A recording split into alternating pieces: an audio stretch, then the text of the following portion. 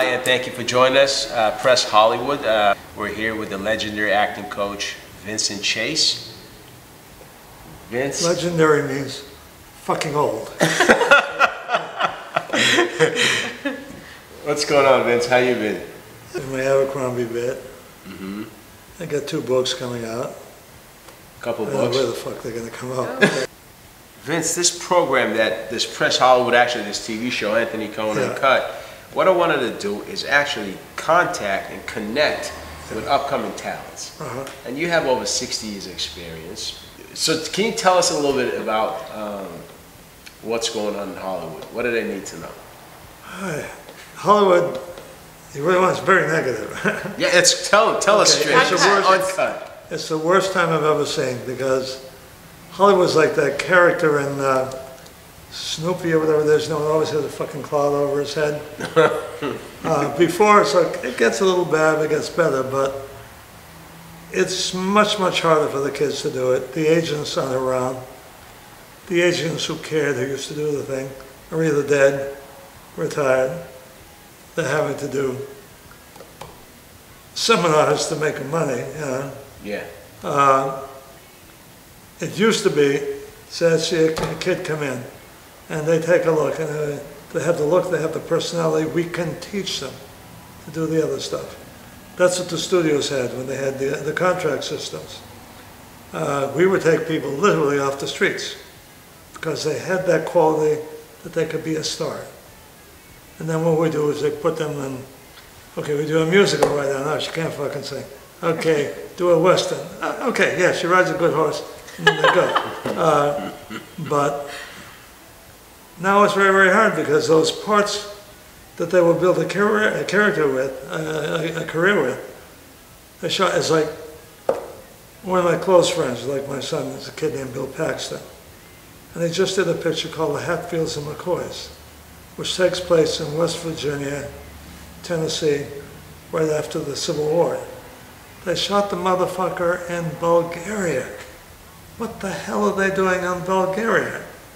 Now, all those small parts, I don't know where they got the actors. It was well cast. He was a good casting director. Friend is one of the best. But where the hell did she get all those speaking parts in Bulgaria? I don't know. Yeah? But it's true. It's like they take a picture to Canada. They can use maybe 3 Americans. The rest have to be Canadians. Why? Has nothing to do with patriotism, it's got to do with the money.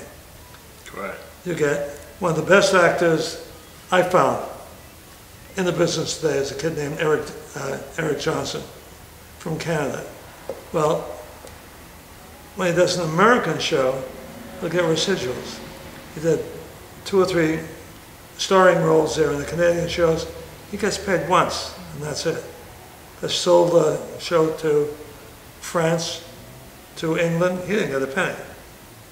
So that for the Americans, it's very, very hard to get there. Very hard to get started. So you're saying within the past 5 years, you've seen it drastically lower. Because it's like all this other stuff is they rather go overseas because it's cheaper. It isn't that the actors are better, it's they don't have to pay. For instance, say I hire you for a show. I have to pay you, an actor, first class to get you there, first class living quarters, daily expenses, yeah. I don't have to do that for a local. Correct, correct. So that's how they don't care about, we've got to help the country. Fuck the country, more money. Correct, you know. We just had Christopher Eberts on a show just right before you, and he said they're doing 2 movies in China. Yeah. In China. I've never heard of anything like that. Yeah, Billy had the movie, I don't know what's happening with it. That will probably, if it goes, take place in China. It is? Yeah. So there's no hopes for our talented actors Everything's being outsourced to China. Google just built $64 or $65 billion. Yeah, it's the same thing as they're doing with the products and everything. It's like they just did the thing on all of our Olympic costumes award made in China. They were furious. And they were saying it's like, actually it costs more to do them there than here. Probably what would happen is, say you're in the Olympic Committee, right? Yeah.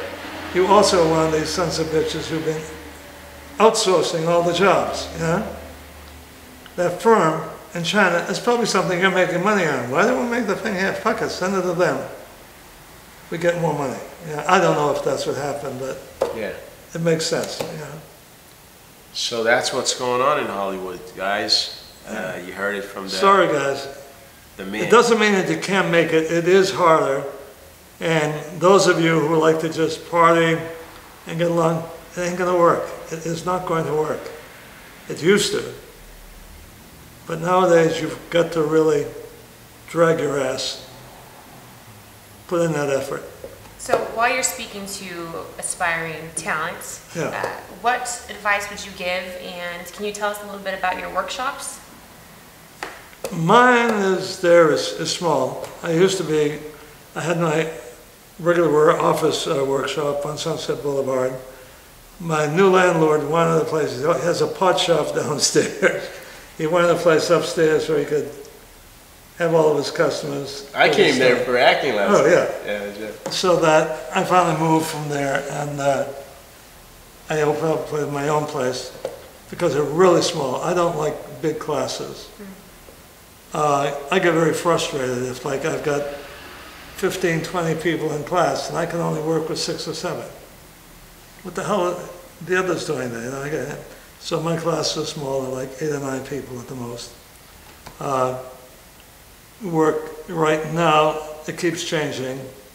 We have classes twice a week, but then all the other times I have private, so that, say you want to work, you have a dialect you want to get rid of. You're going up for a part, we have privates for that. You're going up for a role you're playing, we can work on that. That's brilliant. So basically, talents or actors will pay one fee per month.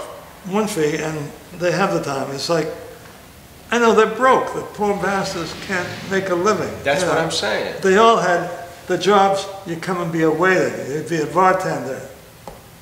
People aren't going out to eat, they can't afford it. Therefore, you don't get hired, therefore, we don't get paid. Yeah. I got you. It's really rough. So basically, talents get to see Vincent twice a week for a month. Or more, yeah. Or because, more. like, say, there's some kids, there's one kid who signs up for a private every day. Okay, as long as there's space, yeah. Is he Jewish? Happy to be there. No. Okay. I know what, no. It's I don't funny. think it- yeah. So you can actually, with that fee, which is it's like something like $330, It's around, it was 360, I think it's 320 right now. I'm not sure. $320. Yeah. So they can get unlimited private lessons by Vincent Wow. Chase, the legendary acting coach. Yeah. And Vincent, how long have you been in Hollywood teaching acting? My first job was in Pasadena, the Pasadena Playhouse. I taught there in my senior year, and that was in 1957. 1957. Do the math. Do the math. All you talented actors, you probably need a calculator. So just bust it out. That's I incredible. don't, yeah. And you It's still there, going and it strong. has changed, yeah. The change mainly, what they're doing a lot more is, at that time, everyone taught theater. Because film was, you know. Well, the thing is, it's not better, it's not worse, there were differences. You would get, back then, the theater actors coming in, feeling, well, we're the theater. And then you'd get the film actors who say, okay, fine. And so they'd be acting, and on those master shots, which is theater, you would act up a storm. They wouldn't, because they know they're not going to use that shot. It's just, where are you coming in? The theater people got worse and worse as they got closer and closer. And the film people got better and better as you got to the close-up. And it didn't balance, you know. But you get to learn both techniques. Film is harder because you don't have the help. In the theater, those directors know their jobs. In film, some of them are young writers, set designers, they learn to do the job, but they don't know how to talk to the actors a lot.